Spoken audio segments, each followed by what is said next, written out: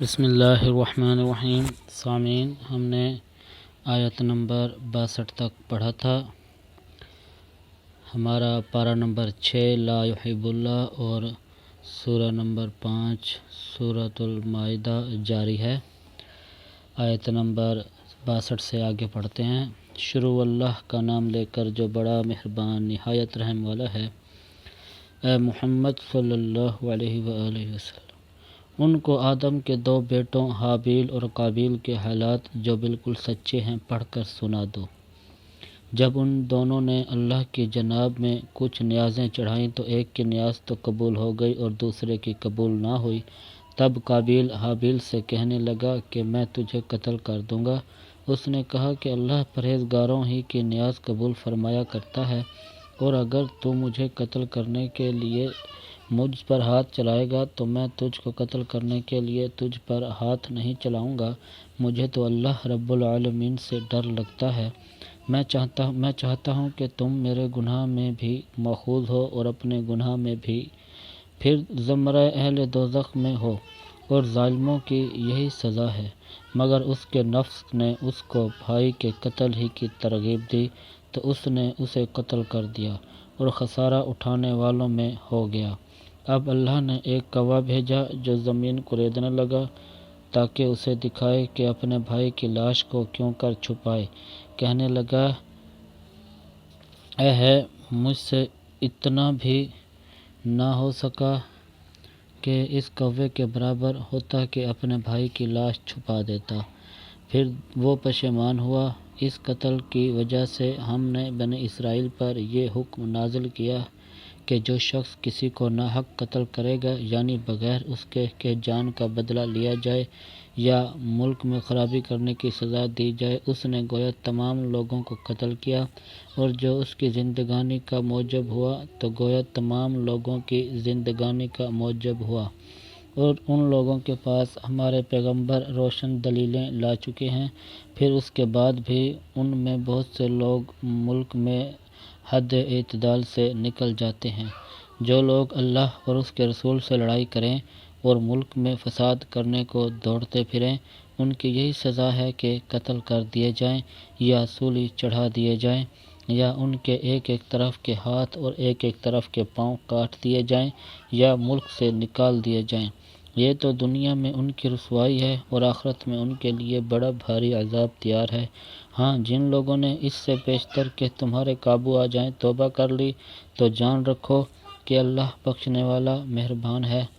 اے ایمان والو، اللہ سے ڈرتے رہو اور اس کا قرب حاصل کرنے کا ذریعہ تلاش کرتے رہو، اور اس کے رستے میں جہاد کرو تاکہ رستگاری پاؤ۔ جو لوگ کافر ہیں، اگر ان کے پاس روئے زمین کے تمام خزانے اور اس کا سب مال و متاع ہو اور اس کے ساتھ اسی قدر اور بھی ہو تاکہ قیامت کے روز عذاب سے رستگاری حاصل کرنے کا بدلہ دیں تو ان سے قبول نہیں کیا جائے گا اور ان کو درد دینے والا عذاب ہوگا۔ ہر چاند چاہیں گے کہ آگ سے نکل جائیں مگر اس سے نہیں نکل سکیں گے اور ان کے لیے ہمیشہ کا عذاب ہے۔ اور جو چوری کرے، مرد ہو یا عورت، ان کے ہاتھ کاٹ ڈالو۔ یہ ان کے فعلوں کی سزا اور اللہ کی طرف سے عبرت ہے، اور اللہ زبردست صاحب حکمت ہے۔ پس جو شخص گناہ کے بعد توبہ کر لے اور نیکوکار ہو جائے تو اللہ اس کو معاف کر دے گا۔ کچھ شک نہیں کہ اللہ بخشنے والا مہربان ہے۔ کیا تم کو معلوم نہیں کہ آسمانوں اور زمین میں اللہ ہی کی سلطنت ہے، جس کو چاہے عذاب کرے اور جسے چاہے بخش دے، اور اللہ ہر چیز پر قادر ہے۔ اے پیغمبر، جو لوگ کفر میں جلتی کرتے ہیں، کچھ تو ان میں سے ہیں جو منہ سے کہتے ہیں کہ ہم مومن ہیں لیکن ان کے دل مومن نہیں ہیں، اور کچھ ان میں سے جو یہودی ہیں، ان کی وجہ سے غمناک نہ ہونا، یہ غلط باتیں بنانے کے لیے جاسوسی کرتے پھرتے ہیں اور ایسے لوگوں کے بہکاوے کے لیے جاسوس بنے ہیں جو ابھی تمہارے پاس نہیں آئے۔ صحیح باتوں کو ان کے مقامات میں ثابت ہونے کے بعد بدل دیتے ہیں اور لوگوں سے کہتے ہیں کہ اگر تم کو یہی حکم ملے تو اسے قبول کر لینا، اور اگر نہ ملے تو اس سے اعتراض کرنا، اور اگر کسی کو اللہ گمراہ کرنا چاہے تو اس کے لیے تم کچھ بھی اللہ سے ہدایت کا اختیار نہیں رکھتے۔ یہ وہ لوگ ہیں جن کے دلوں کو اللہ نے پاک کرنا نہیں چاہا، ان کے لیے دنیا میں بھی ذلت ہے اور آخرت میں بھی بڑا عذاب ہے۔ یہ جھوٹی باتیں بنانے کے لیے جاسوسی کرنے والے اور رشوت کا حرام مال کھانے والے ہیں۔ اگر یہ تمہارے پاس کوئی مقدمہ فیصل کرانے کو آئیں تو تم ان میں فیصلہ کر دینا یا اعراض کرنا، اور اگر ان سے اعراض کرو گے تو وہ تمہارا کچھ بھی نہیں بگاڑ سکیں گے، اور اگر فیصلہ کرنا چاہو تو انصاف کا فیصلہ کرنا، بے شک اللہ انصاف کرنے والوں کو دوست رکھتا ہے۔ اور یہ تم سے اپنے مقدمات کیوں کر فیصل کرائیں گے جبکہ خود ان کے پاس تورات موجود ہے جس میں اللہ کا حکم لکھا ہوا ہے۔ یہ اسے جانتے ہیں، پھر اس کے بعد اس سے پھر جاتے ہیں اور یہ لوگ ایمان ہی نہیں رکھتے۔ بے شک ہم نے تورات نازل فرمائی جس میں ہدایت اور روشنی ہے، اسی کے مطابق انبیاء جو اللہ کے فرما بردار تھے یہودیوں کو حکم دیتے رہے ہیں، اور مشائخ اور علماء بھی، کیونکہ وہ کتاب اللہ کے نگہبان مقرر کیے گئے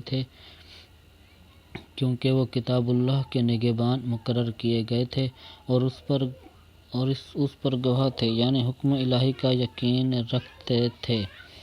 تو تم لوگوں سے مت ڈرنا اور مجھ سے ڈرتے رہنا، اور میری آیتوں کے بدلے تھوڑی سی قیمت نہ لینا، اور جو اللہ کے نازل فرمائے ہوئے احکام کے مطابق حکم نہ دے تو ایسے ہی لوگ کافر ہیں۔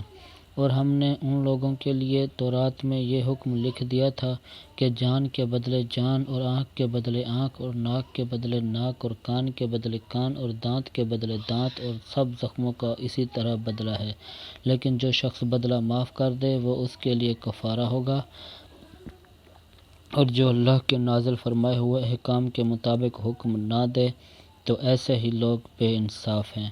اور ان پیغمبروں کے بعد انہی کے قدموں پر ہم نے عیسیٰ ابن مریم کو بھیجا جو اپنے سے پہلے کی کتاب تورات کی تصدیق کرتے تھے، اور ان کو انجیل عنایت کی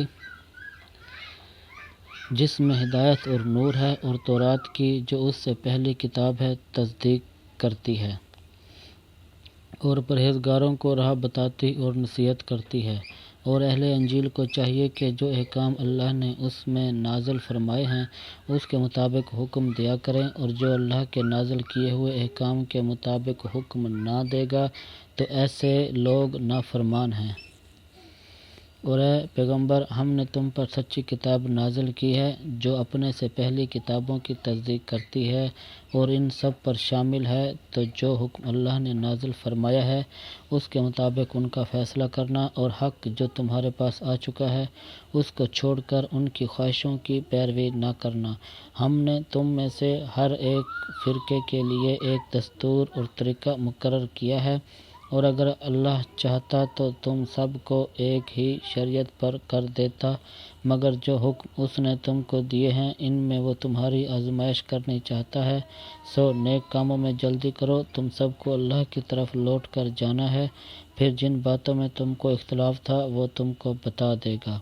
اور ہم پھر تاکید کرتے ہیں کہ جو حکم اللہ نے نازل فرمایا ہے اسی کے مطابق ان میں فیصلہ کرنا، اور ان کی خواہشوں کی پیروی نہ کرنا، اور ان سے بچتے رہنا کہ کسی حکم سے جو اللہ نے تم پر نازل فرمایا ہے یہ کہیں تم کو بہکا نہ دے۔ اگر یہ نہ مانے تو جان لو کہ اللہ چاہتا ہے کہ ان کے بعض گناہوں کے سبب ان پر مصیبت نازل کرے، اور اکثر لوگ تو نافرمان ہیں۔ کیا یہ زمانہ جاہلیت کے حکم کے خواہش مند ہیں؟